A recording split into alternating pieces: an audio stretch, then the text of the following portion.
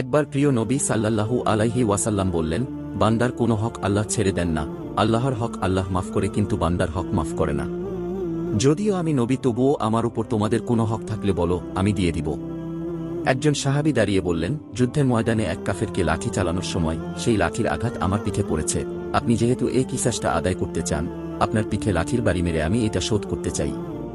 অনেক সাহাবীরা কথাটি শুনে উত্তেজিত হয়ে গেলে রাসূল সাল্লাল্লাহু আলাইহি ওয়াসাল্লাম তাদের ঠান্ডা করে বললেন, আসো তুমি আমার পিঠে লাঠি দিয়ে বাড়ি মারো। সাহাবী আবার বলল, তখন গরমের সময় আমার গায়ে জামা ছিল না, তাই সঠিক নিয়মে হক আদায় করতে চাইলে জামাটা খুলুন, আমি খালি পিঠে চাবুক মারতে চাই। এইবার উমর রাদিয়াল্লাহু আনহু সাহাবীর উপর রাগে তেড়ে গেলে তাকে থামিয়ে মহানবী সাল্লাল্লাহু আলাইহি ওয়াসাল্লাম ওনার জুব্বাটা উপরে উঠালেন, পিঠে বাড়ি দেওয়ার জন্য সাহাবীকে ডাকলেন। অতঃপর সাহাবী সবাইকে অবাক করে দিয়ে নবীজিকে জড়িয়ে ধরে নবুয়তের নিশানায় চুমু দিলেন আর বললেন, আমার হক আদায় হয়ে গেছে, সুবহানাল্লাহ।